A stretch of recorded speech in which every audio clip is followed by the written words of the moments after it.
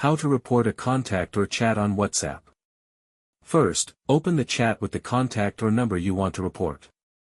Tap the three dots in the top right on Android, or the name or number at the top of the chat on iPhone.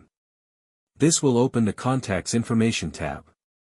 Scroll to the bottom of the screen or click More and you'll find the Report Contact or Report Number option. When you tap this option, WhatsApp will ask you for confirmation. You can report only or block the contact at the same time.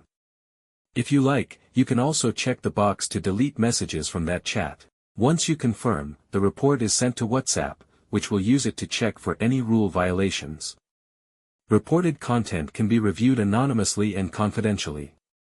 The same procedure can also be followed for WhatsApp groups or business chats. In the chat settings, you'll always find the Report option. It's a simple but important step to protect yourself from abuse, scams, or harassing behavior.